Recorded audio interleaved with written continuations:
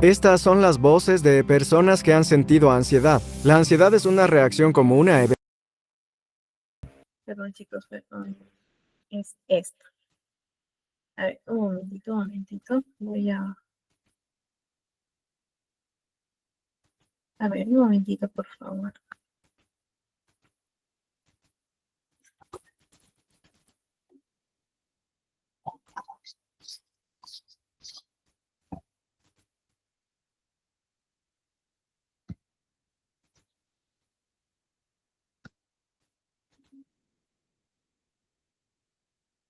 El futuro nos es desconocido y la vida ofrece a diario una variedad infinita de razones por las que valga la pena sentirse aprensivo. Pero preocuparse por todo, constantemente y sin descanso, es algo un poco menos normal y que tiene un nombre. Se llama trastorno de ansiedad. Hay muchos tipos de estos trastornos y más de 300 millones de personas en el mundo lo sufren. Entonces aquí tienes todo lo que necesitas saber sobre la ansiedad. Te lo explico. La ansiedad es una combinación compleja de emociones que incluyen miedo, aprensión y preocupación, y a menudo se acompaña de sensaciones físicas de tensión muscular y alerta. Es decir, respuestas fisiológicas y psicológicas que preparan al cuerpo para reaccionar ante una amenaza inminente.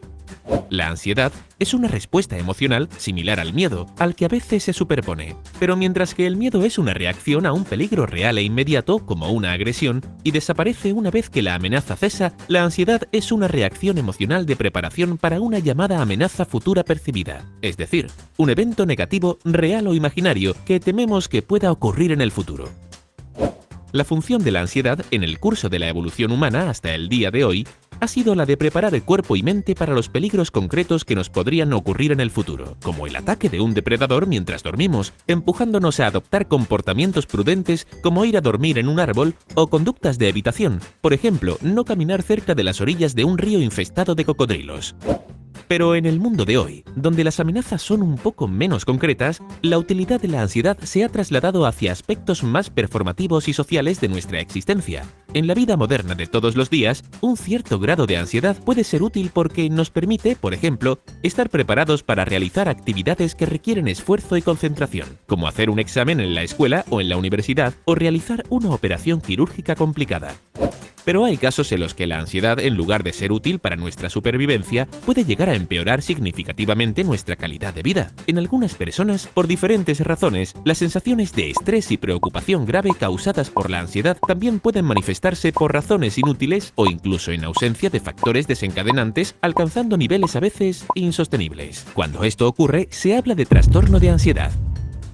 El DSM-5, el manual oficial utilizado para el diagnóstico de trastornos mentales, enumera 7 formas en las que un exceso de ansiedad puede convertirse en una patología. Veámoslo uno por uno.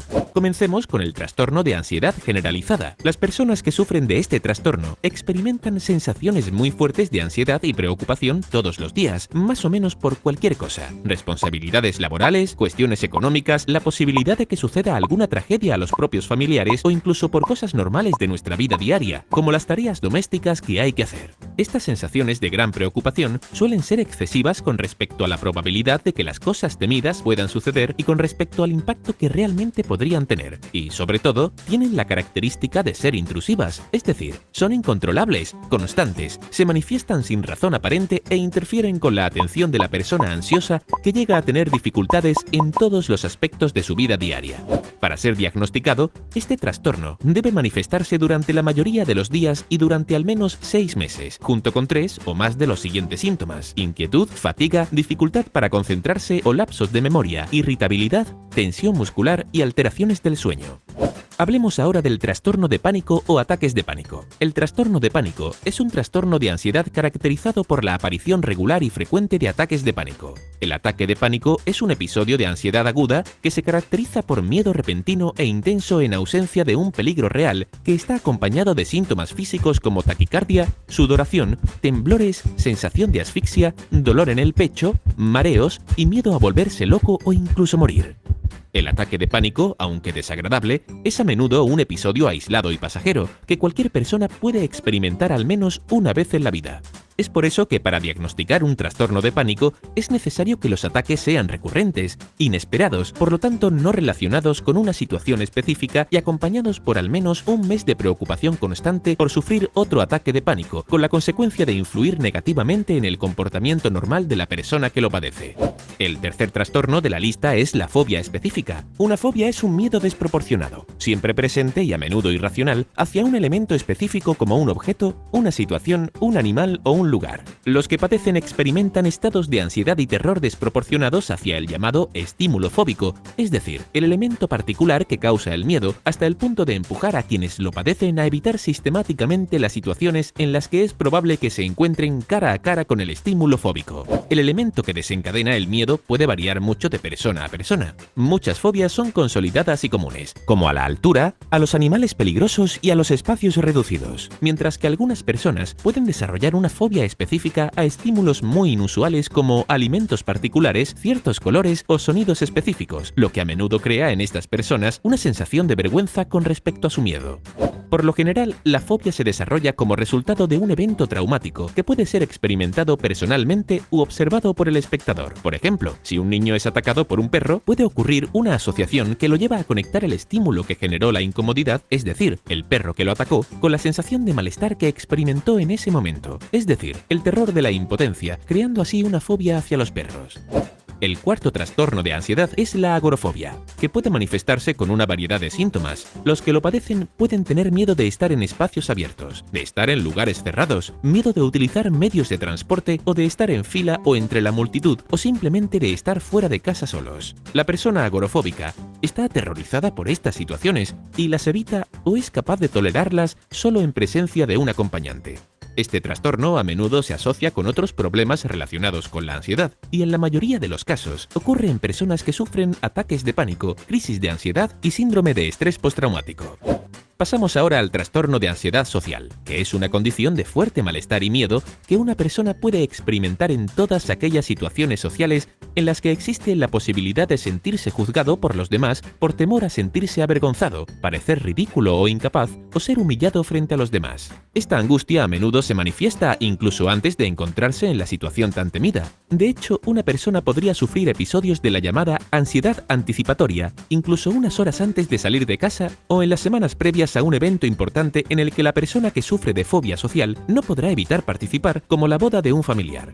Por esta razón, las personas que sufren de ansiedad social tienden a aislarse, llegando a menudo a perder contactos y amistades, con consecuencias negativas también en el ámbito laboral o escolar y causando rabia y sentimientos de depresión relacionados con la sensación de impotencia y aislamiento que nacen en quien sufre de este trastorno.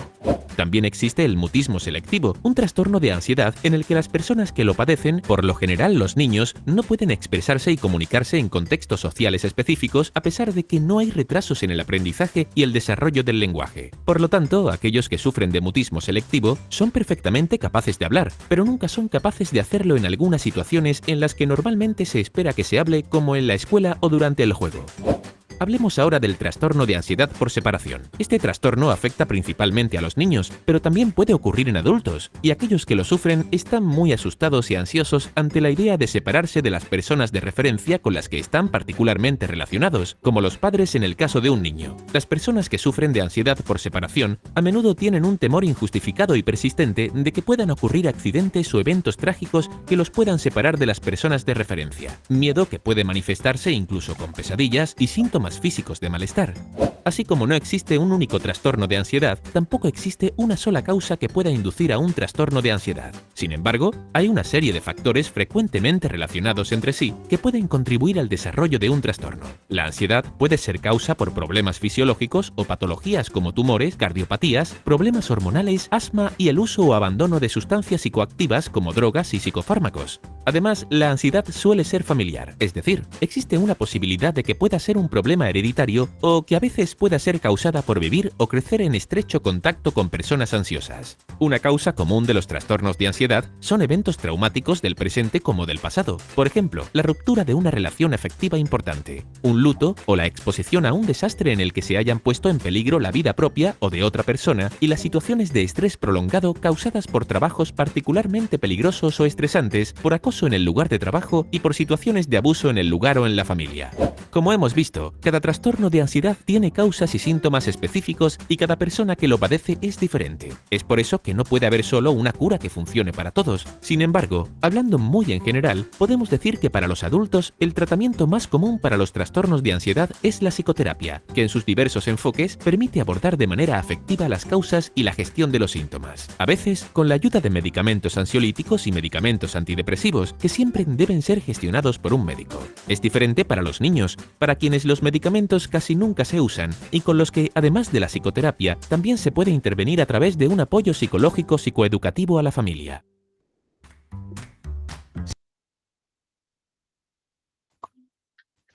Bien, chicos, entonces hemos visto un poco acerca de un repaso, ¿no? De lo que hemos visto en la sesión anterior de la ansiedad, de los trastornos de la ansiedad según el DCM. Contestando a tu pregunta, Norma, sí, nuestro coordinador les está compartiendo los enlaces en su grupo de WhatsApp. Bien, entonces, recordemos que cuando nosotros llevamos a cabo todo lo que es el proceso de evaluación y de intervención, parte de ello realizamos el análisis topográfico de la conducta, ¿no? ¿Por qué? Porque esto nos permite identificar aquellas manifestaciones conductuales de la persona, ¿bien? Y en sus 4 niveles, además de reconocer cuáles son estos parámetros de la conducta. En cuanto a respuestas motoras, ¿qué vamos a identificar? La conducta como tal, qué es lo que hizo el paciente en ese momento, cuál fue la conducta, probablemente la conducta evitativa, ¿no? Probablemente. 2, ¿cuáles fueron las respuestas fisiológicas? Es decir, ¿qué sintió el paciente en su cuerpo? ¿Cómo reaccionó su organismo ante la situación ansiógena? 3, las respuestas cognitivas. ¿Cuáles fueron sus pensamientos? Y finalmente, las respuestas emocionales, ¿sí? Que hace referencia a las emociones y o sentimientos que experimenta la persona en ese momento. ¿Bien? Y por otro lado, vamos a identificar cuáles son estos parámetros de la conducta en cuanto a su frecuencia, qué tan frecuente es, la duración y la intensidad de la conducta problemática. Bien, este análisis topográfico de la conducta se lleva a cabo junto con el análisis funcional de la misma, que es este proceso en el cual nosotros vamos a obtener información sobre los antecedentes, qué pasó antes, y los consecuentes, qué pasó después de la conducta problemática. ¿Cuál es el objetivo de llevar a cabo el análisis funcional de la conducta? 1, identificar qué variables, qué antecedentes, consecuentes, estímulos influyen en la persona, que pueden servir como refuerzo, lo cual hace que la ansiedad o la conducta problemática se mantenga. ¿Bien? También nos permite realizar hipótesis sobre la conducta problemática. Hipótesis. Además de describir las conductas a nivel topográfico y predecir las mismas. ¿Cuál es el nivel topográfico? Este, análisis topográfico de la conducta. Entonces, cuando nosotros realizamos el análisis funcional de la conducta, vamos a identificar el antecedente, que es aquel acontecimiento que ocurre antes de emitir la conducta problemática. ¿Qué pasó antes para que el paciente se autolesione? ¿Qué pasó antes para que el paciente salga corriendo de la universidad, del trabajo, de la entrevista? ¿Bien? Y dentro del antecedente hay 2 tipos, antecedente externo y el antecedente interno. Externo es todo aquello que ocurre fuera del paciente, ¿sí? Que incluso puede ser observado por los demás. Y el antecedente interno es todo aquello que ocurre, pero en el paciente. Imágenes, recuerdos, pensamientos, ideas, sensaciones, emociones, etc. Bien, y el consecuente, que es la otra variable que nosotros vamos a identificar, son aquellos acontecimientos que tienen lugar después de haber ejecutado la conducta problemática y que estos consecuentes tienen una relación funcional con la conducta. ¿Por qué? Porque hace que esta conducta problemática tenga y que probablemente el trastorno también sea más predominante con más fuerza. Bien, entonces, dentro del consecuente también tenemos dos tipos, externo e interno.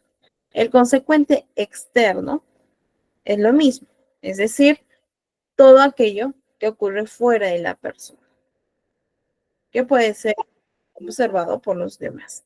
Bien, y el consecuente interno es todo aquello que ocurre, pero en la persona, que son ideas, imágenes, pensamientos, recuerdos, sensaciones, etcétera.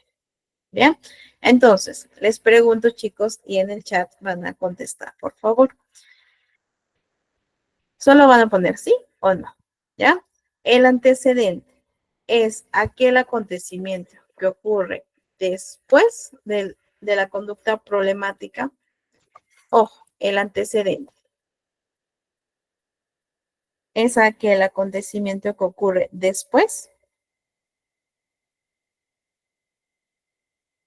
Ok, excelente. No, ¿cierto?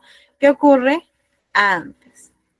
Bien, y el consecuente ocurre después. ¿Listo? Vamos a ver un ejemplo. ¿Cuál es la conducta problemática que nos menciona el paciente?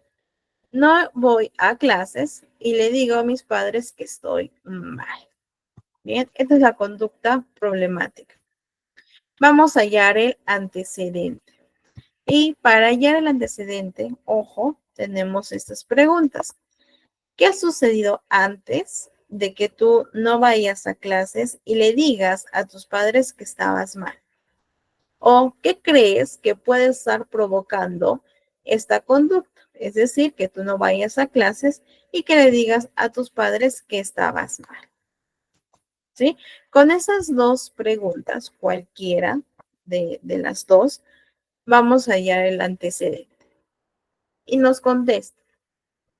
Pensaba en la exposición que tengo para mañana. ¿Sí? ¿Este antecedente será interno o externo? Pensaba en la exposición que tengo para mañana. Interno. Así es, interno. Bien. Ahora vamos a hallar el consecuente. ¿Con qué preguntas podría hallar esto? ¿Qué pasó después de que tú no vayas a clases y que le digas a tus padres que estabas mal? ¿O qué consigues con no ir a clases y decir a tus padres que estabas mal? Y el paciente responde, evitar la ansiedad. ¿Este consecuente será interno o externo? Así es, interno, ¿cierto? Porque ¿quién siente? Pues el paciente, no la persona. Entonces, ¿qué va a pasar? Aquí, como podemos observar en este caso, hay una conducta evitativa. Es posible que tenga ansiedad, que presente síntomas físicos, síntomas cognitivos, emocionales, ¿bien? Ante las exposiciones. ¿Por qué? Porque está teniendo una conducta evitativa y se encuentra inmerso en un círculo vicioso. De modo que en una próxima situación en donde le digan, Juancito, vas a exponer tal tema, ¿qué va a hacer? Va a evitar sentir la ansiedad. Como no le gusta sentir estas sensaciones, pensamientos y emociones, entonces va a buscar otra excusa para no ir a dicha exposición. Bien, precisamente, consecuente, evitar sentir la ansiedad, va a reforzar esta conducta, ¿cierto? Porque no le gusta sentir esta sintomatología. Entonces, como no me gusta, lo evito. Sin embargo, en otras situaciones también va a continuar de esta manera y la conducta en cuanto a frecuencia va a incrementar. Lo que nosotros buscamos es disipar los niveles de ansiedad a través de las herramientas que vamos a ver ahora. Bien, ahora, ¿dónde se hace el análisis topográfico de la conducta? Aquí, precisamente en la respuesta. ¿Qué es lo que vamos a hallar? Esto. ¿Qué hiciste? Bueno, no fui a clases y fui a decirle a mis padres que estoy mal. ¿Qué sintió tu cuerpo en ese momento? Sensación de ahogo, nudo en la garganta, tensión muscular, cognitivo. ¿Qué pensaste en ese momento?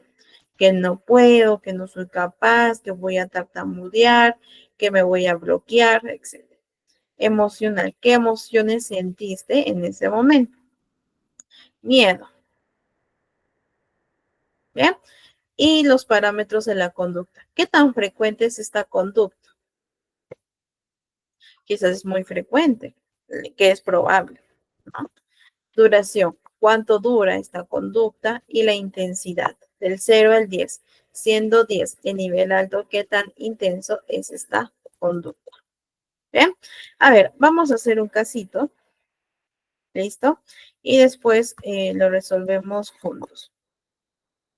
Paciente es Marta, de 10 años, y los padres refieren que Marta empezó a presentar momentos de llanto intenso, tensión muscular, desesperación, nerviosismo, acompañado de frases como me voy a convertir en zombie, me voy a enfermar, me voy a morir, mi corazón late muy rápido, me va a dar un paro cardíaco.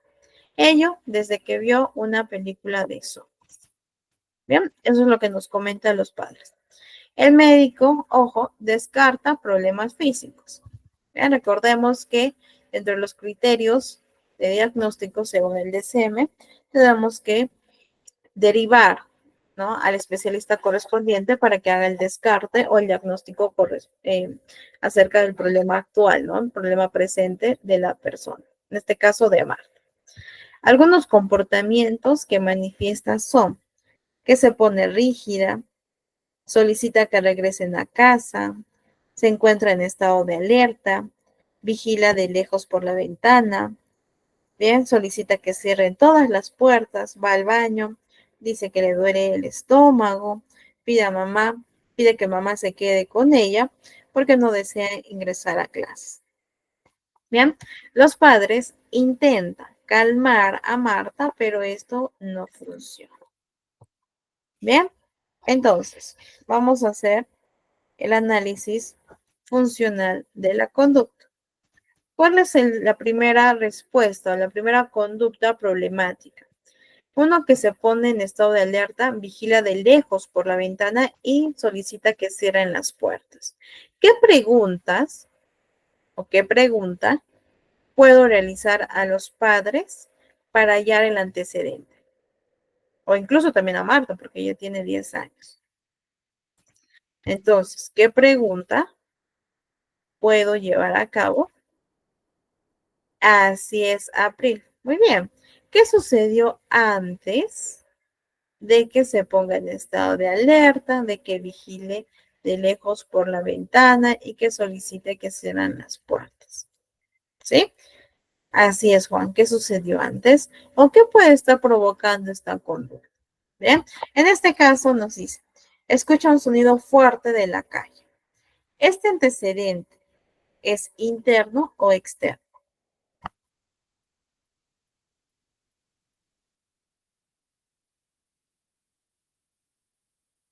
Externo. Excelente, porque toda la familia puede haber escuchado el sonido de la calle. Ahora, vamos a hallar el consecuente. ¿Ya? En este caso, ¿qué preguntas yo puedo realizar para hallar esta variable consecuente?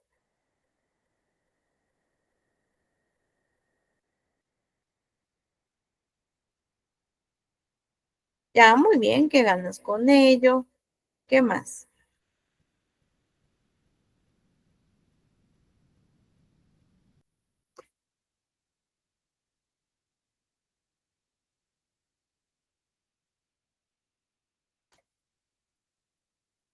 Muy bien, Juan, ¿qué consigues con esto? ¿No? ¿Qué pasó después? ¿Qué consigue Marta al vigilar de lejos la ventana y solicitar que cierren las puertas? En este caso nos menciona, bien, en este caso nos menciona que, bueno, yo como papá o como mamá intento calmarla y Marta obtiene su atención. Ok, ¿qué está buscando aquí Marta?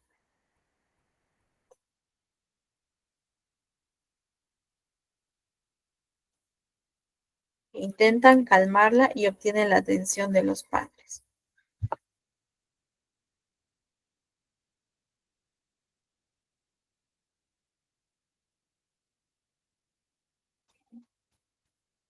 Muy bien, así es, ¿no?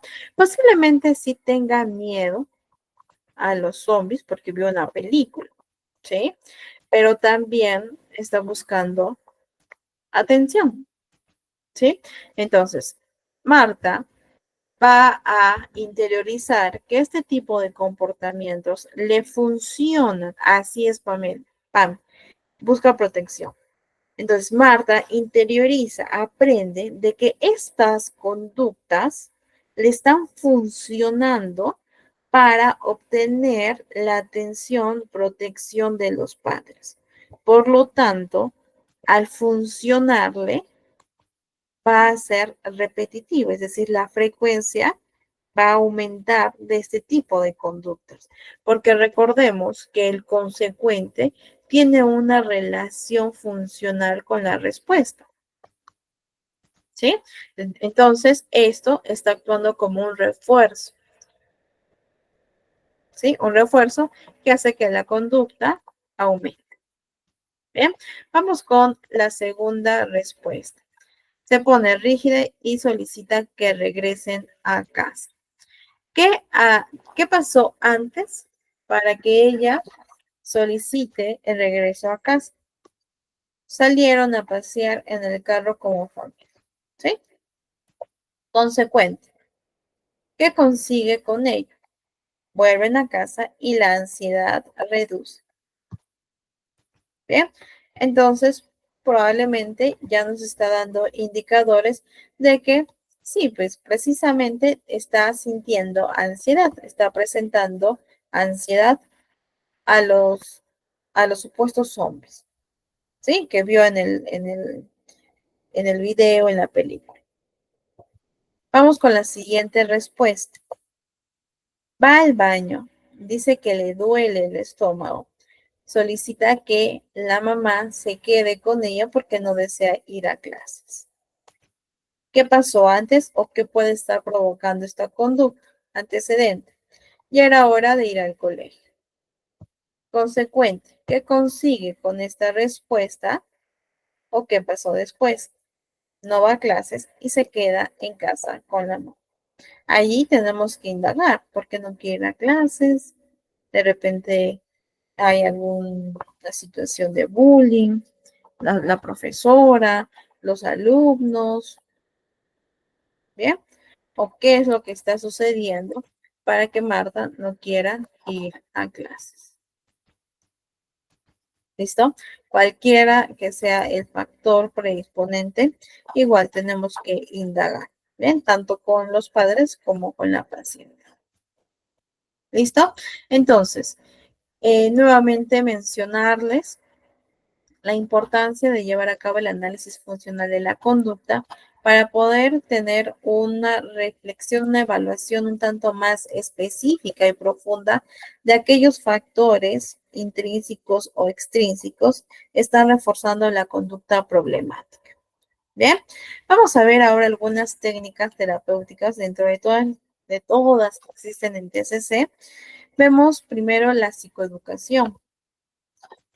Psicoeducar al paciente es proporcionar la información necesaria, útil, relevante, para que éste pueda entender y comprender su diagnóstico, para que pueda identificar cuáles son estos síntomas y que precisamente tiene un nombre. En algunas ocasiones, el hecho de psicoeducar ayuda a las personas con ansiedad a tener un poco, dentro de lo posible, un poquito de calma, porque ya saben, ¿no?, qué es lo que tienen. Ya tienen conocimiento de la sintomatología o la morbilidad que está presentando y que a través de ya tener este punto de partida, comenzará a llevar a cabo las herramientas, el acompañamiento, las técnicas. Bien, entonces, por allí yo les recomiendo tener su propia psicoeducación, claro, basado en la teoría, ¿no?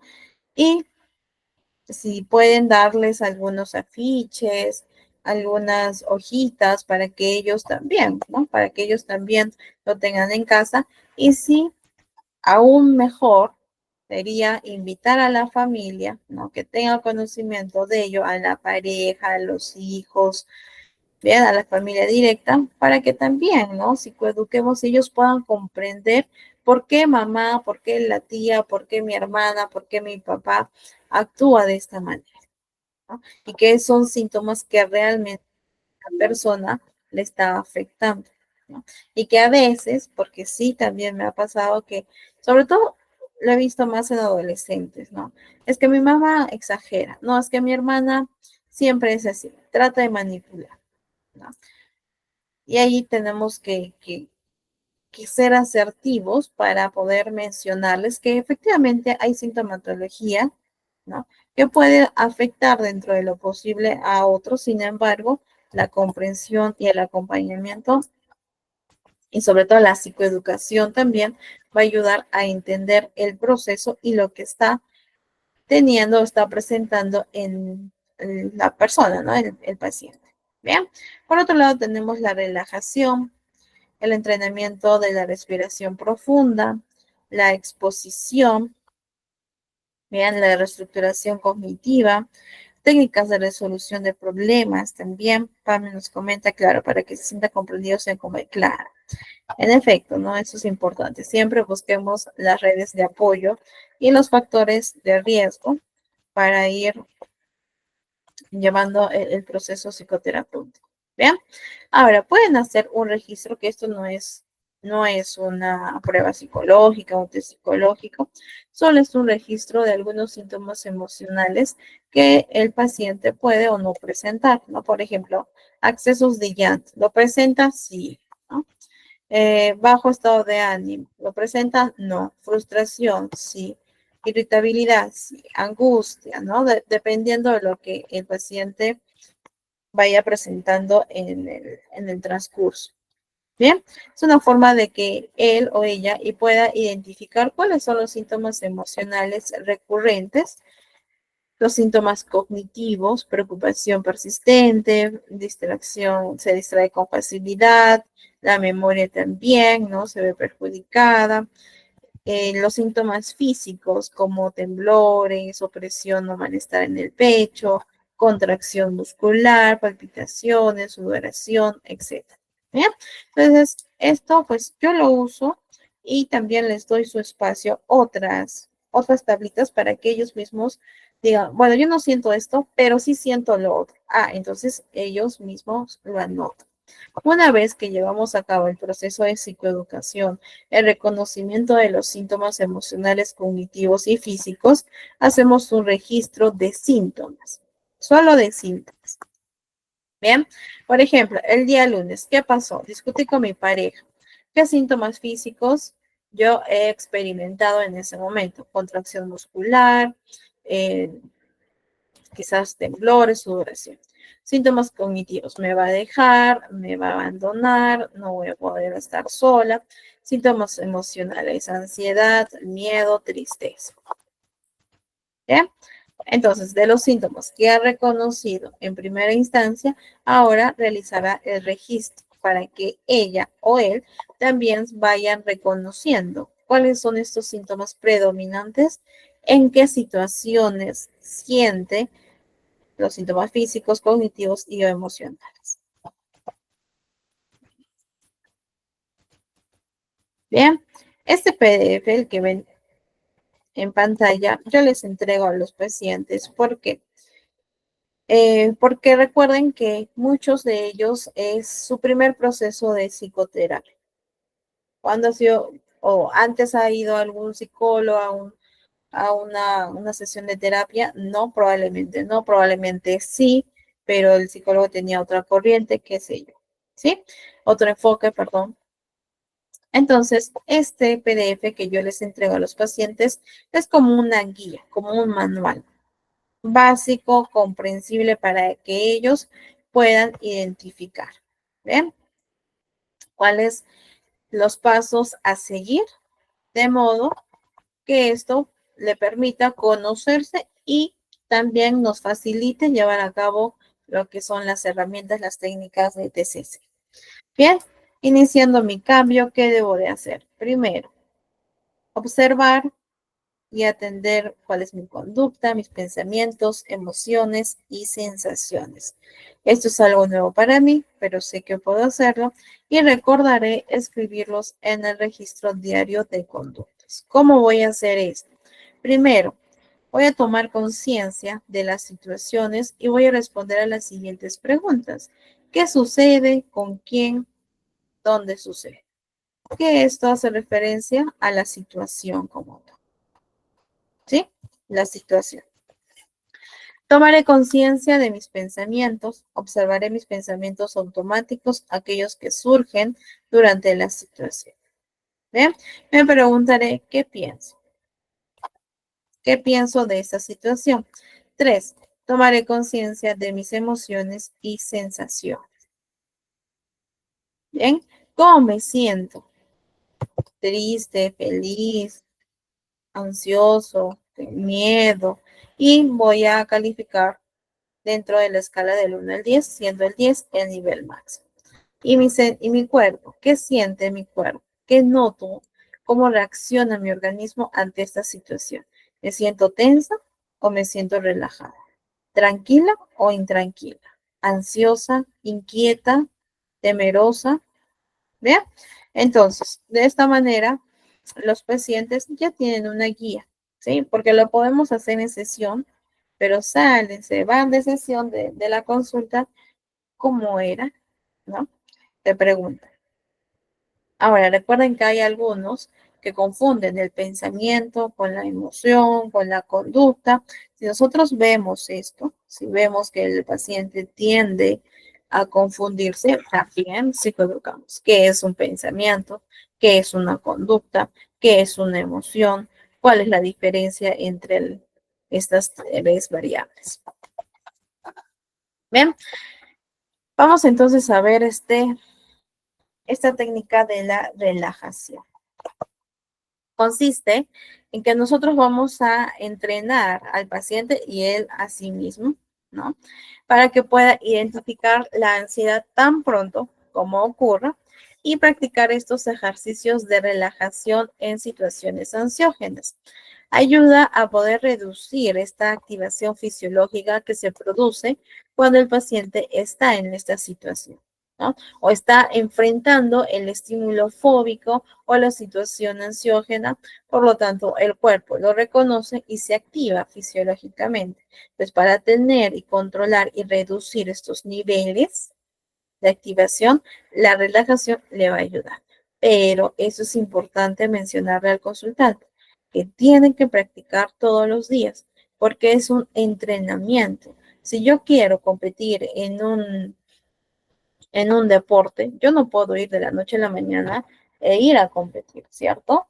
Tengo que entrenar, ¿sí? Así no quiero, voy a entrenar porque quiero al final ganar la competencia. Pasa lo mismo con la relajación o con cualquier herramienta psicológica que le enseñemos a los consultantes. Bien, entonces tenemos la respiración profunda. ¿Qué podemos hacer echados o también sentados? ¿Qué es lo que se lleva a cabo durante esta respiración? Quizá algunos de ustedes ya lo conocen, ¿no? Que también se llama respiración diafragmática. Consiste en inhalar profundamente por la nariz. Bien, entonces, inhalo profundamente por la nariz y retengo el aire en el cuerpo.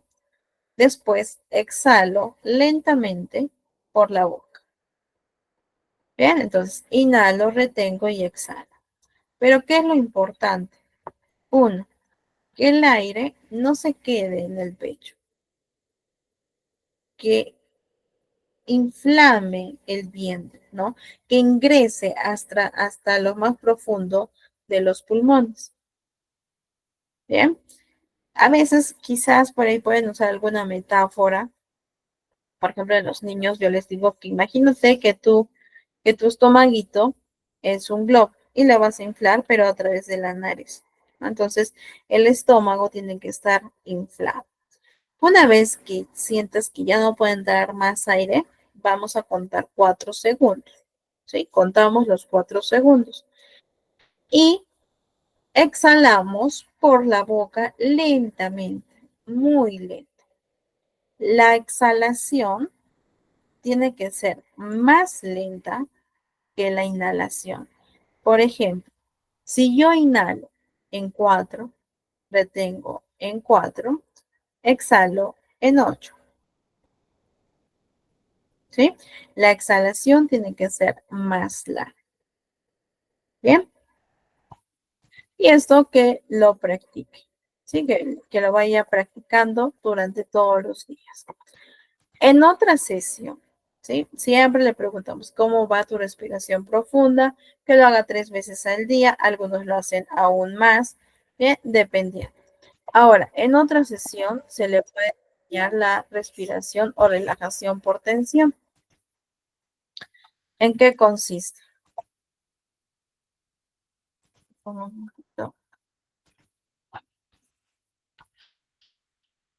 Ya. Que realice 3 respiraciones profundas. Yo ya le enseñé al paciente. En las sesiones anteriores ya hicimos la respiración profunda, que es la diapositiva anterior. ¿Bien? Entonces, va a tener que llevar a cabo 3 respiraciones profundas. Una vez que termine con ello, le decimos, vamos a iniciar los ejercicios de relajación por tensión.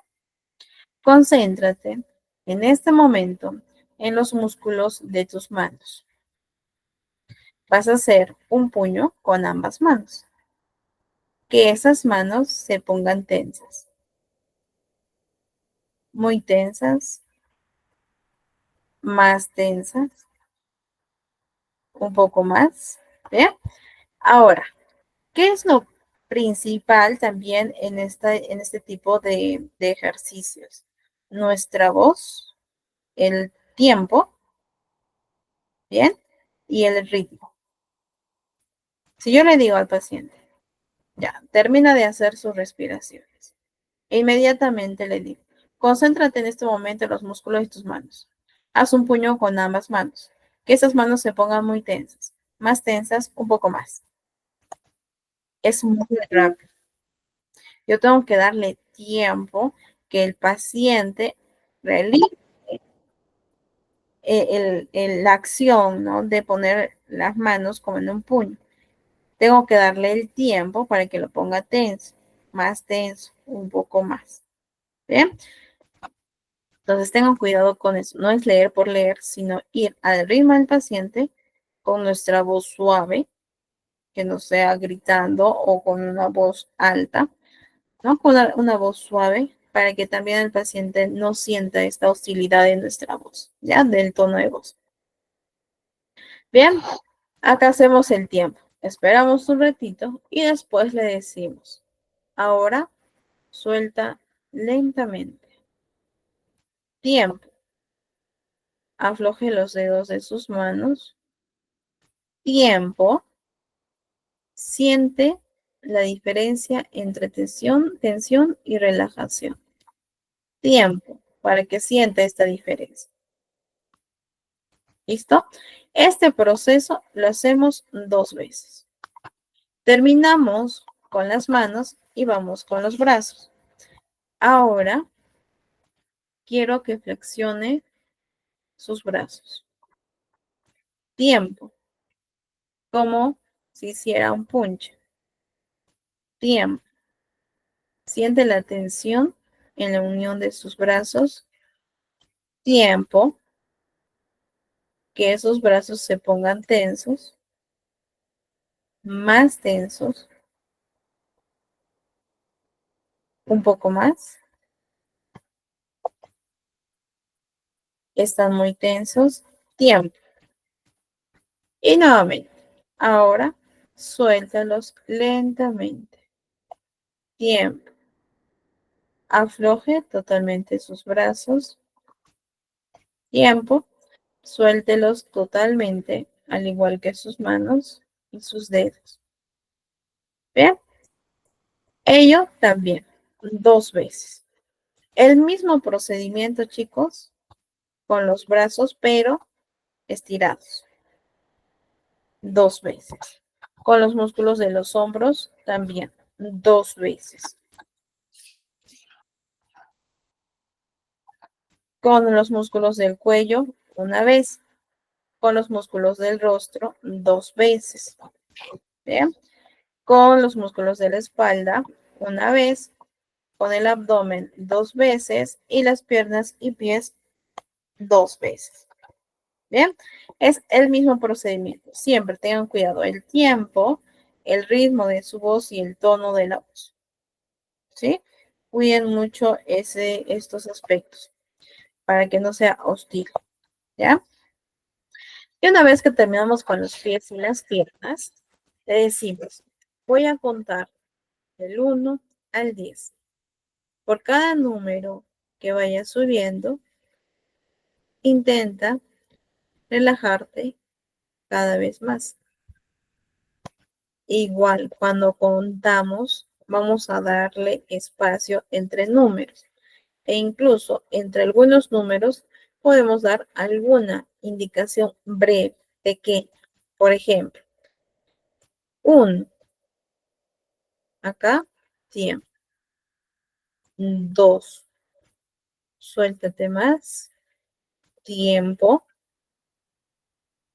3, relaja aquella parte que esté un poco tensa. Tiempo. 4 y así sucesivamente hasta llegar al punto 10, donde está totalmente solo. Una vez que termina, hace nuevamente 3 respiraciones lentas y profundas. Y con eso terminamos lo que es la respiración por tensión. Bien. En otra sesión le enseñamos la relajación por aflojamiento, que es distinto. ¿En qué consiste? Igual, inicia con 3 respiraciones profundas que ya le enseñé al paciente. Una vez que termina de llevar a cabo su respiración, le decimos concéntrate en tus manos, le damos su tiempo, aflójela lo más que pueda, tiempo, trata de soltarlos cada vez más, tiempo, están más sueltas, su tiempo, un poco más, tiempo. Ahora, concéntrate en tus brazos, tiempo. ¿Bien? Entonces, ¿cuál es la diferencia entre la relajación por tensión y la relajación por aflojamiento? Que aquí, en la por tensión, relajación por tensión, primero el paciente hace esfuerzo, ¿no? Es decir, pone, ay, perdón, se me fue la palabra. Bueno, por tensión, ¿no? Es decir, trata de que su cuerpo, las manos, el rostro, el cuello, los pies estén tensos y después las relajas. Sin embargo, en la relajación por tensión es que aquí no va a haber nada de tensar alguna parte del cuerpo. todo es por aflojamiento. Bien, posiblemente su cuerpo ya está tenso, porque recordemos que es uno de los síntomas que puede presenciar el paciente. Entonces, lo que buscamos es que identifique cuál es el punto de tensión y lo afloje, ¿no? Se relaje. Bien, y de la misma manera terminamos contando del 1 al 10. Es el mismo procedimiento para cerrar el ejercicio, siendo 10 el nivel en donde el paciente se siente totalmente relajado. Bien, vamos con las manos, con los brazos, hombros, el cuello, el rostro, el abdomen, la espalda, los pulmones y llegamos al punto número 10. Ahora, hay otro ejercicio que se llama la visualización, ¿no? Que el paciente nos diga en qué lugar, si quizás la playa, el campo, algún lugar en específico en donde él o ella sienta paz. Bien, entonces hacemos primero una respiración profunda para que el paciente se relaje.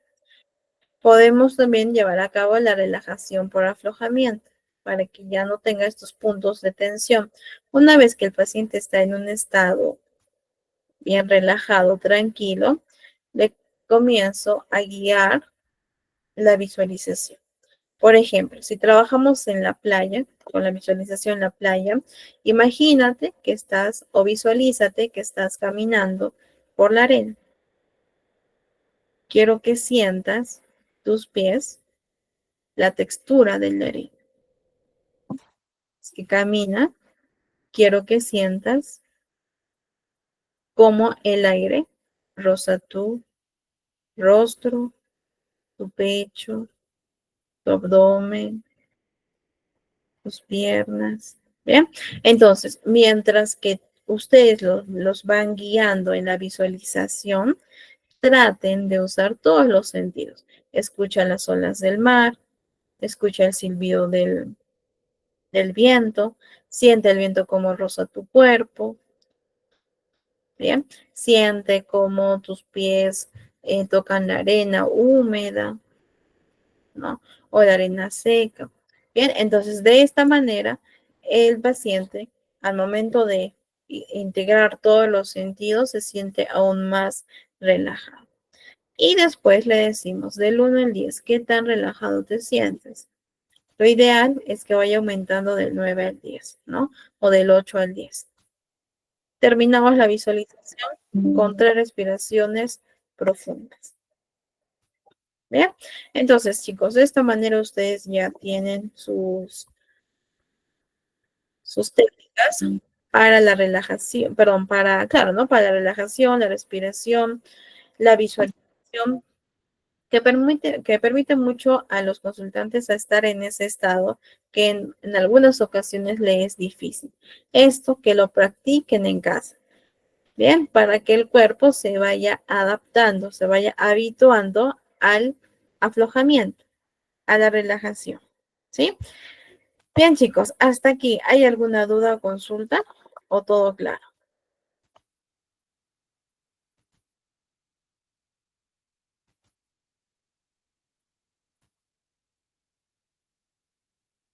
Todo claro, entonces. Excelente. Muy bien, vamos ahora. Todo claro, Norma. Ok, excelente, chicos. Vamos a ver la terapia de exposición. ¿Ya? Excelente, Francisca. ¿Cuál es el proceso de esta herramienta? Uno, siempre informar al paciente de las posibles respuestas de ansiedad durante la exposición. ¿Sí? Tú posiblemente vas a experimentar esto. Puede ser que sí, como también puede ser que no lo experimentes, pero ya le estoy como preavisando. ¿Por qué? Porque pasa que a veces cuando ya están en la exposición ante el estímulo fóbico o ante la situación ansiógena, aparecen los síntomas y asustan y ya no quieren. Puede suceder. Entonces, vamos a prevenir, ¿no? Como también puede, no, la psicóloga o el psicólogo me dijo que esto puede suceder, entonces es parte del proceso. ¿Me es difícil? Sí, pero sé que ya tengo conocimiento de que es parte del proceso. Bien, entonces, informamos al paciente de las probables respuestas de ansiedad durante el proceso de exposición. Paso número 2, ¿no? Aproximarse al estímulo fóbico. Una exposición simbólica y poco a poco la exposición real. Paso número 3.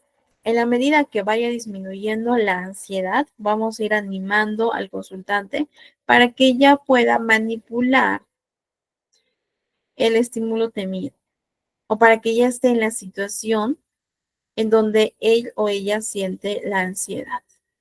Poco a poco, ¿bien?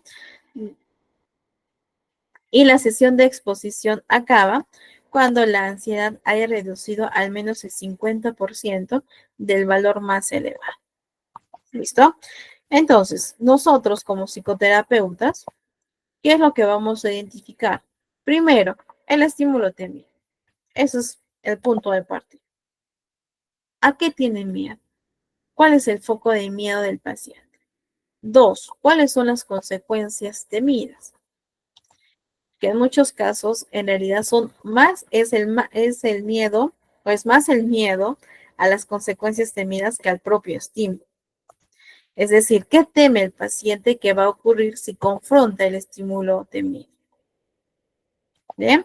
3, ¿cuáles son las conductas evitativas? ¿Qué hace o trata de hacer el consultante para prevenir estas consecuencias temidas?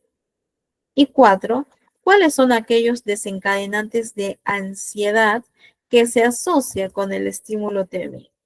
Y por lo tanto, al asociarse, desencadena la ansiedad. ¿Bien? La exposición simbólica es como la primera opción para poder intervenir en estos casos en el cual el paciente no se atreve a enfrentarse con la situación real. Entonces, utilizamos la imaginación, la visualización, recursos visuales, estímulos auditivos, videos, en algunos casos la realidad virtual. Les voy a compartir, justo en la sesión anterior estábamos preguntando, bueno, ustedes estaban consultando de algunos ejemplos. Sin embargo, por cuestiones de tiempo, chicos, no lo vamos a ver aquí en sesión, pero de manera interna les voy a estar enviando los enlaces para que ustedes vean cómo es una exposición simbólica y cómo es una exposición real.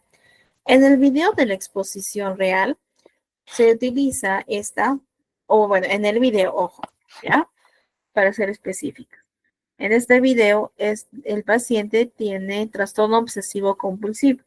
Entonces, la psicóloga, la psicoterapeuta, lleva a cabo la exposición real. Es muy largo, por lo tanto no lo vamos a poder ver, pero les voy a enviar los enlaces. Entonces, la exposición simbólica, por ejemplo, ¿no? Si el paciente tiene miedo a las cucarachas o a las arañas, entonces primero vamos a hacer que dibuje una araña.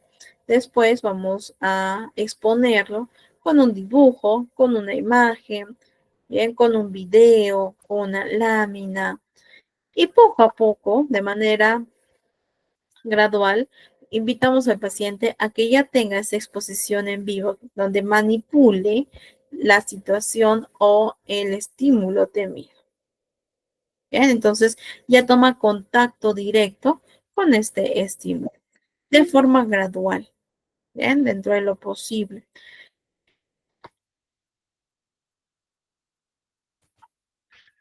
Y por otro lado, tenemos la desensibilización sistemática. Quizás algunos de ustedes lo conocen, han escuchado de esto. ¿Qué es el primer paso? Vean, el primer paso de la desensibilización sistemática es hacer una jerarquía. Siempre vamos a hacer una jerarquía. Por ejemplo, digamos que hay un paciente que tiene miedo a todo lo que son los hospitales, las inyecciones, etc. Bien, entonces va a ser una lista de todo aquel estímulo temido. Por ejemplo, las ambulancias, a las inyecciones, a la intervención quirúrgica, a la hospitalización. Tiene miedo a los medicamentos, ¿no? Digamos, ¿bien? A la bata blanca. ¿sí? Una vez que hace toda la lista de aquellos estímulos temidos, va a llevar a cabo la jerarquía, ¿no? Por ejemplo, yo tengo miedo en un nivel, vamos a poner en un nivel 10, las ambulancias. Tengo miedo en un nivel 30, las inyecciones. Tengo miedo en un nivel 50, los medicamentos. Nivel 60, tabla. Intervención, hospitalización, tengo miedo en un nivel 80. Bien. Y la intervención quirúrgica tengo miedo en un nivel 100. Bien. Ya tengo mi jerarquía. ¿Por cuál vamos a iniciar para hacer la desensibilización sistemática? Por la que tiene menos miedo. En este caso, el 10, ¿no? Que son las ambulancias. Entonces, vamos a realizar una exposición graduada al estímulo de las ambulancias. ¿Cuál es el procedimiento aquí? Bien. Primero, vamos a llevar a cabo la relajación con lo que hemos visto anteriormente. Respiración profunda, relajación por aflojamiento. Después, se le solicita al paciente que visualice la escena. ¿Cuál es su escena? De las ambulancias.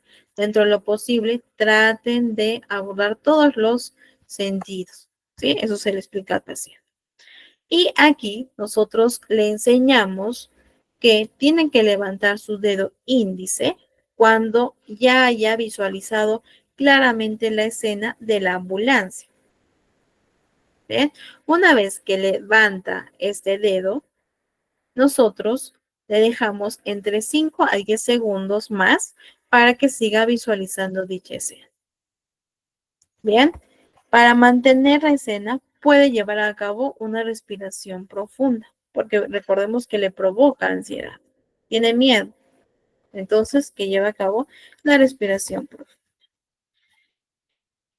Bien, después le decimos que deje de visualizar esta escena y le preguntamos el grado de ansiedad del 0 al 10. Nos dice un 5. Repetimos nuevamente la escena. ¿Cuál? La de la ambulancia. Bien.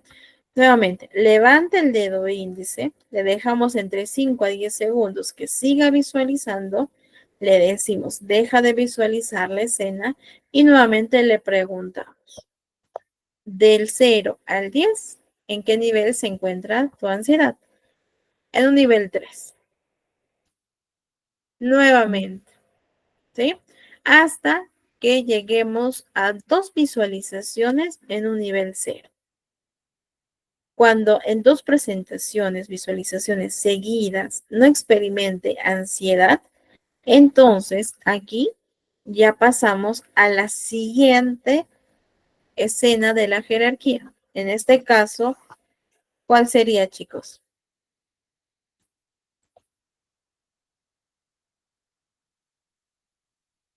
Ya hemos visualizado las ambulancias. Excelente. Las inyecciones. Entonces, el procedimiento va a ser el mismo. ¿Bien? Que visualice que le están poniendo inyección, que levante el dedo índice cuando ya haya proyectado, visualizado de manera clara la escena. Dejamos 5 a 10 minutos, le decimos que deje de visualizar, le preguntamos la escala de ansiedad.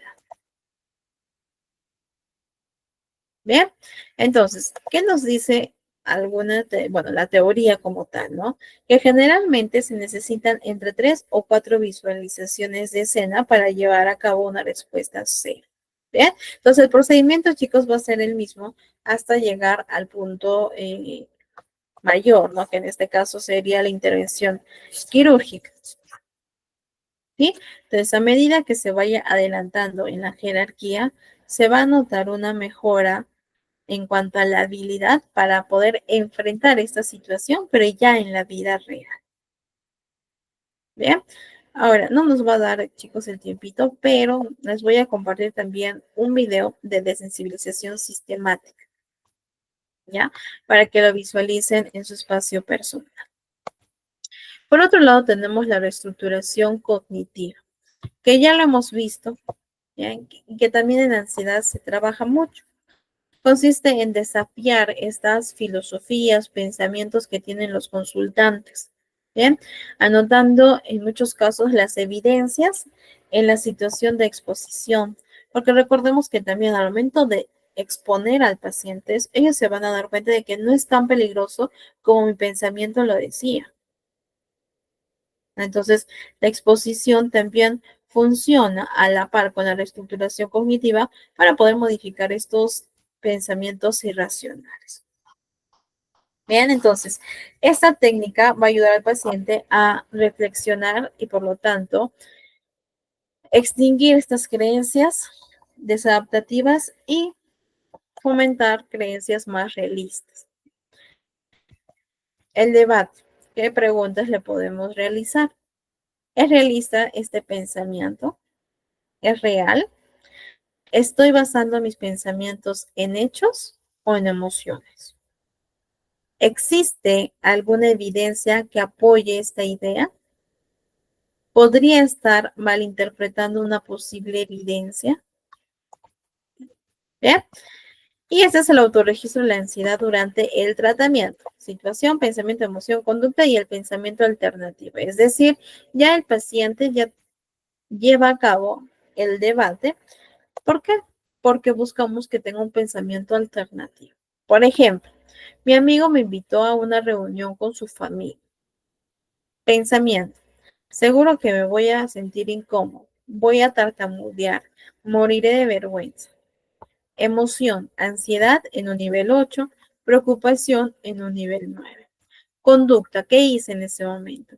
Le dije a mi amigo que no podré ir porque estaré ocupado. ¿Qué es una conducta evitativa? Bien, llevamos a cabo el proceso de debate, claro, de debate, y terminamos con el pensamiento alternativo. Estaré con mi amigo y su familia es amable. No sucederá nada terrible y tampoco tengo evidencia de ello. Otra situación. Tengo que exponer en la universidad. Voy a cometer errores, haré el ridículo. Ese es el pensamiento. Voy a cometer errores y haré emoción, ansiedad en un nivel 9. Conducta evitativa. No fui a mi exposición. Realizamos el debate. Bien, pensamiento alternativo. Todos cometemos errores y me voy a esforzar para hacer lo mejor que pueda. ¿Qué preguntas podemos realizar en este tipo de casos? Por ejemplo, ¿es realista este pensamiento?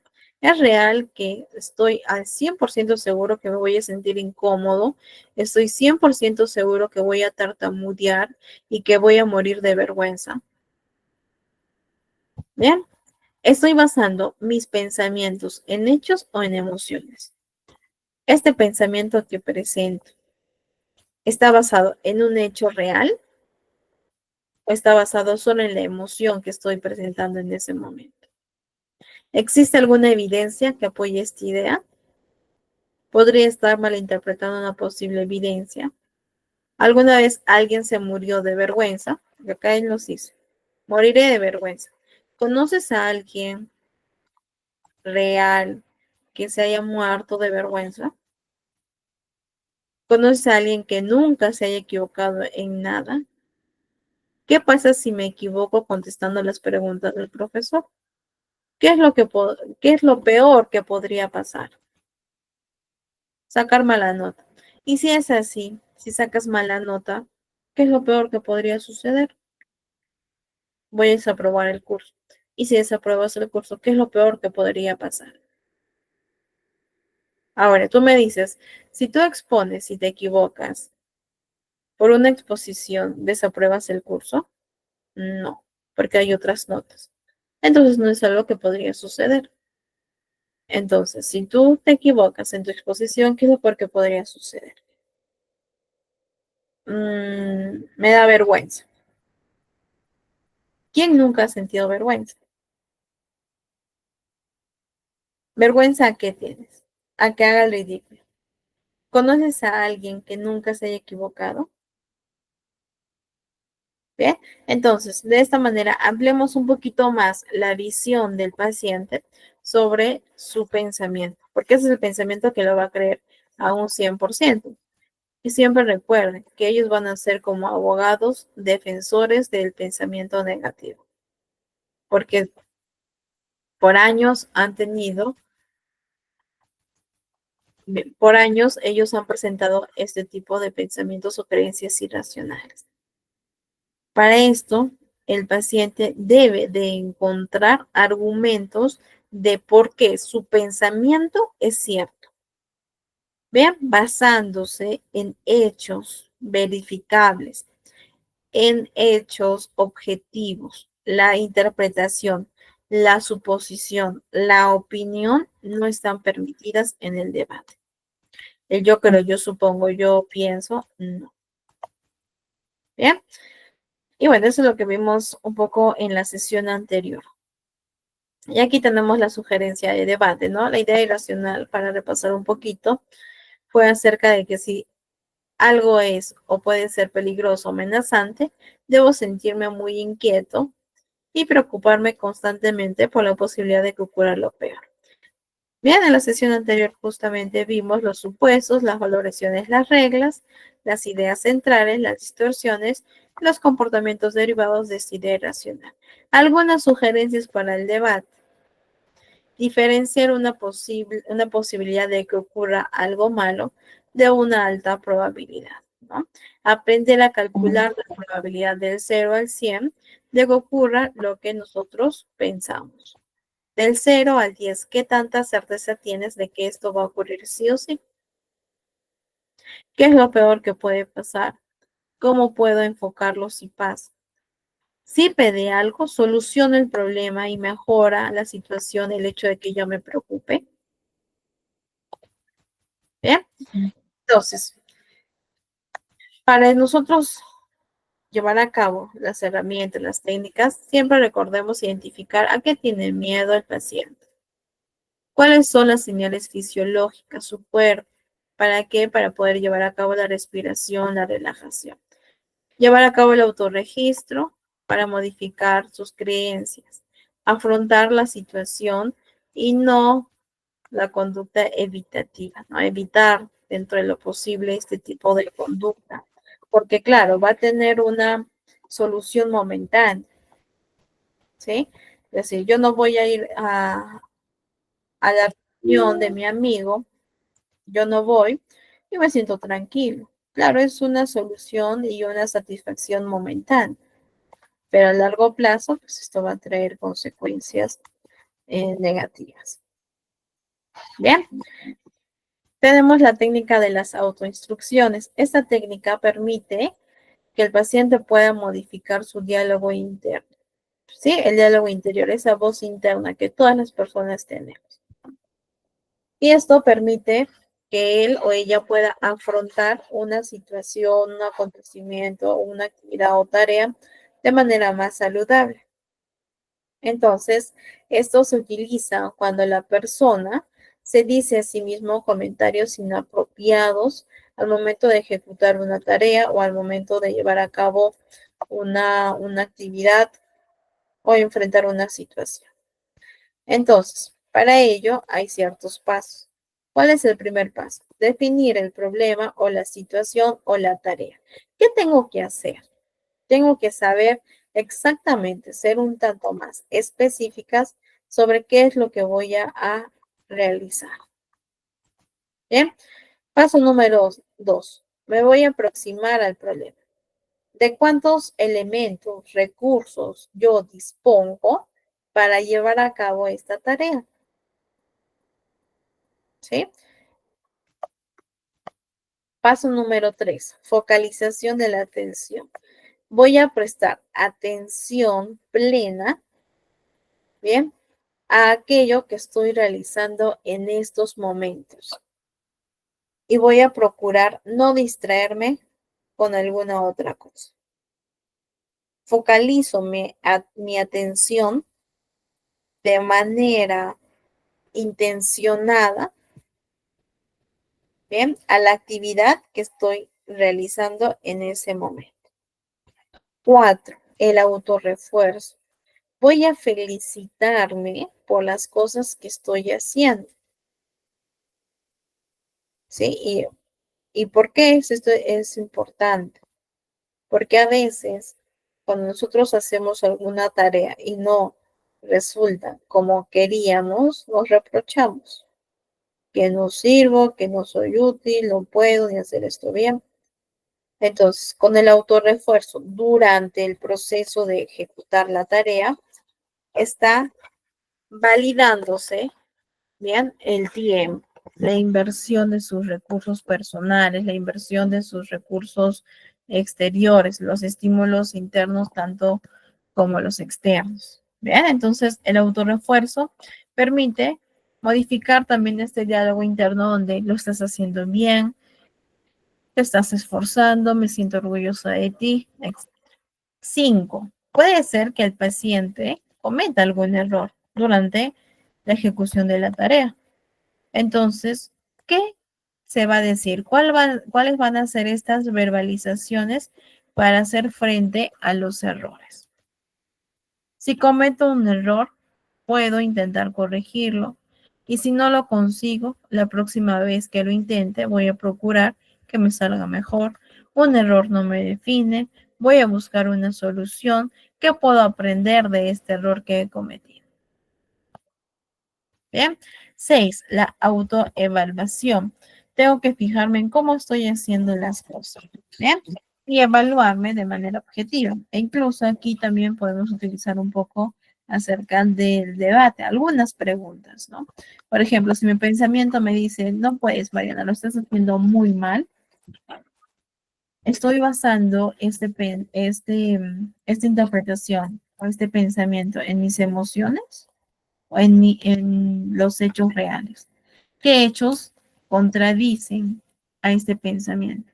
Que posiblemente sí lo estoy haciendo bien, ¿no? Que sí, cometí un error, pero lo puedo resolver o puedo aprender de esto. Y finalmente, el autorrefuerzo. Me felicito de haber realizado la tarea. Puede ser que me salga bien, como también puede ser que me salga mal o como no esperaba. Igual, me autorrefuerzo porque dediqué tiempo, atención, me privé de hacer otras cosas, hice lo que pude en ese momento, tomé la decisión adecuada en ese momento. Y me llevó un aprendizaje de todo el proceso de la actividad o de la tarea. Bien, también tenemos las tarjetitas de apoyo, que eso también lo vimos en depresión y lo pueden utilizar aquí en ansiedad. ¿En qué consiste? A ver, esa es una tarjeta, pero en la parte de adelante. ¿Bien? La parte número 1 le vamos a poner. Y esa es la parte de atrás, parte 2, pero es la misma tarjeta. Yo les recomiendo que esas tarjetas lo tengan a la mano, los consultantes, ¿no? Que lo tengan a la mano y que puedan interactuar con estas durante el tiempo, durante más tiempo de lo que quizás se les indica, ¿no? Puede ser mínimo 3 veces al día. ¿Por qué? Porque ustedes saben que al momento de estar en constante interacción con esto, se va automatizando también el pensamiento. Bien, entonces en la tarjeta de adelante, en la parte número 1, va a escribir aquellos pensamientos adaptativos, ¿no? Pensamientos funcionales que le ayudan al paciente. Por ejemplo, es posible que sienta que no puedo hacerlo, pero quizás eso no sea verdad. Tal vez sea difícil, pero no es verdad que no pueda hacerlo. ¿Bien? Este es el pensamiento funcional, pensamiento flexible, que lo lea 3 veces, al menos 3 veces al día. En la parte de atrás va a escribir algunas estrategias, ¿bien? Para cuando se sienta ansioso. Por ejemplo, escribir mis pensamientos, ¿bien? Llamar a una amiga, salir a correr, hablar en voz alta, verbalizar mis pensamientos, lavar mi rostro con agua helada, tomar un vaso con agua, ayudarme a algunos estímulos externos, etc. ¿Sí? Entonces, esas tarjetitas de apoyo que nuevamente, ¿no? Que dentro de lo posible lo tengan a la mano y ya después que vayan automatizando esto y sea parte de su día a día, lo pueden utilizar solo cuando lo necesitan. Hay una técnica de autoinstrucciones con tarjetas de apoyo, ¿no? Entonces, al momento de llevar a cabo una actividad, también puede llevar sus tarjetitas de apoyo, ¿no? Por ejemplo, las sensaciones de miedo no me causarán un daño irreparable, solo me van a incomodar. Bien, estoy realista, sí. ¿Por qué? Porque yo sé que esta sensación, esta emoción del miedo me incomoda, pero eso no quiere decir que me va a lastimar, ¿no? Y que este daño sea irreparable. Entonces, la técnica de la autoinstrucción junto con la tarjeta de apoyo eh, ayuda al paciente a ser realista de que sí, acepto que estoy sintiendo miedo, que me está incomodando, pero eso no quiere decir que me va a causar un daño más allá de lo que yo ya sé, ¿no? Puedo ayudarme con la respiración, la distracción mental, la relajación. Esto también cuando lleva a cabo el proceso de la tarea o de la actividad de las autoinstrucciones. ¿Bien? O quizás esperaré, no me voy a adelantar a los hechos. ¿Sí? Son como recuerdos que ellos tienen. Ahora sí, en algunos casos les es, no sé, complicado llevar a cabo las tarjetitas en físico. Puede ser en su celular, en los POSIT, ¿no? Que ubiquen estos recursos en lugares donde ellos frecuentan. Por ejemplo, tenía una paciente que se ponía alarmas en horas específicas para poder llevar a cabo su técnica de autoinstrucción o su tarjeta de apoyo, que le recordaba también que estaba en un proceso y que en ese proceso no estaba sola, sino que estaba con ella misma. La técnica de distracción y de refocalización que ayuda a tener un control inmediato de los síntomas de la ansiedad, de la rumiación. Entonces, junto con el consultante, nosotros llevamos a cabo toda una lista, ¿no? Una lista de aquellos distractores. ¿Qué actividades le van a ayudar para poder reducir y tener un control inmediato de los síntomas? Oh, ¿qué sientes cuando estás ansioso, no? Y ya, yo voy a reconocer que estoy ansiosa cuando mi cuerpo está reaccionando. Entonces, como ya está reaccionando y yo ya soy consciente de esta reacción, de esta respuesta fisiológica, entonces voy a refocalizar la atención, ¿bien? A otro estímulo externo o hacia una tarea cognitiva. Por ejemplo, tenía un paciente que era profesor muy bueno, muy buen profesor, pero tenía esta ansiedad. Entonces, ¿qué es lo que él hacía? Operaciones matemáticas mentalmente, ¿bien? Porque no podemos tener dos pensamientos a la vez, ¿cierto? Entonces, al momento de hacer la operación matemática en su mente, ya tenía control inmediato de la ansiedad, ¿no? Y refocalizaba su atención. Entonces, algunos distractores generales que les pueden servir, pero tienen que ser que realmente les sirva a este consultante en específico, ¿ya? Salir a correr escuchando música, hacer ejercicios, mirarse al espejo, centrar su atención en el entorno, la respiración diafragmática, la respiración profunda, la fórmula de 5-4-3-2-1, realizar actividades mentales, cambiar de situación de actividad, llamar por teléfono, escribir, verbalizar, etc. Entonces, esta técnica de distracción y de refocalización tiende a ser útil, sobre todo en los primeros momentos que aparecen los síntomas, ¿no? Cuando ya el paciente reacciona e identifica está presentando ansiedad.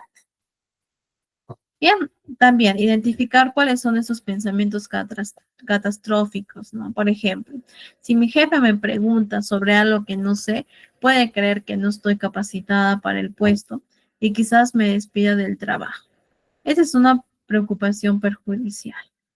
Entonces, el mismo paciente, él de manera autónoma, ¿bien?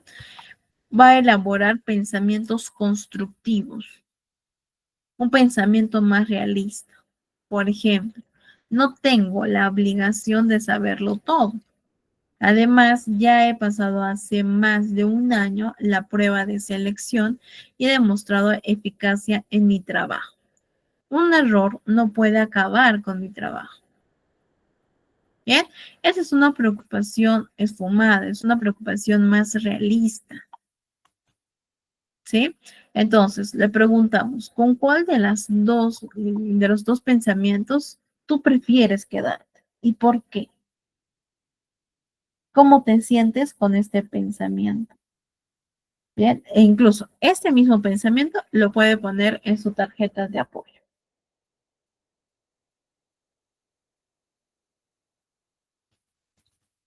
Bien, y por otro lado tenemos preocupaciones afuera. Cuando las preocupaciones empiezan a aparecer, vamos a detener el pensamiento. Vamos a hacer un parar. No hago lo que estoy haciendo, voy a parar. Bien, y me voy a decir a mí mismo, ahora no es el momento. Puedo identificar el pensamiento, la anoto en una hoja, en algún recurso, y voy a reemplazar, es decir, voy a buscar soluciones, pero dentro de lo posible que sea visible, que escriba el paciente, ¿sí? O que al menos verbalice, pero que trate de exteriorizar estos pensamientos. La escritura sería lo ideal. Bien, y me voy a preguntar, ¿cómo me está afectando el hecho de preocuparme? ¿De qué manera me está afectando? ¿Merezco estar en esta posición? ¿Qué puedo hacer ahora, en estos momentos, a las 7:28 del 31 de enero, para acabar con esta preocupación? El preocuparme ahora, en el aquí, en el ahora, ¿va a solucionar el problema? No, evidentemente no soluciona el problema. Claro, preocuparnos es normal, pero siempre recordemos buscar alternativas de solución. Entonces, paro y digo, ahora no es el momento, voy a llevar a cabo alternativas de solución. ¿Qué solución o soluciones puedo realizar? ¿Cuáles son las consecuencias positivas o negativas de esta solución? Bien, entonces de esta manera el paciente ya no está con todo este efecto bola de nieve en su pensamiento, porque ya de manera objetiva, al momento de canalizar con la escritura, la ansiedad disipa, ¿no? Los niveles de ansiedad disminuyen, se va mitigando estos niveles. Bien, entonces ya tiene el panorama más claro, ya le da un nombre al problema y también las soluciones. Bien, Giancarlo, contestando a tu pregunta, hay muchas, tienen que ser algunas frases que al paciente le funcionen. Por ejemplo, si yo en mi espejo me digo, Mariana, eres capaz de hacer todo, eres inteligente, pero no me funciona, ¿no? Quizás a otra persona sí. Quizás a otra persona le funciona, soy merecedora de ser amada, soy responsable de mí misma, confía en mí, yo soy valiente. Bien, entonces va a variar dependiendo de cada uno. Ahora, hay algunas frases que yo les he compartido que están en el PDF de afirmaciones positivas cuando vimos técnicas de depresión, ¿sí? Para abordar depresión, vimos las afirmaciones positivas. En una de esas diapositivas, chicos, hay muchas afirmaciones positivas, ¿bien? Para que lo practiquen con sus consultantes. Bien, chicos, me pasé un minutito, van a disculpar, pero de todas formas quiero agradecerles a cada uno de ustedes por estar presentes. Realmente espero de corazón que se hayan llevado al menos un poquito del aprendizaje en estas 6 sesiones. y también espero verlos en una próxima situación en ITEC. Recuerden que cada semana siempre hay cursos nuevos pensando en sus necesidades. Recuerden la importancia también de adquirir el certificado, que es una manera de avalar los conocimientos que hemos tenido durante todas estas sesiones. Bien, muchas gracias Norma, muchas gracias April, muchas gracias a cada uno de ustedes. Cuídense. Ya nos estamos viendo en un próximo curso. Que tengan bonita noche.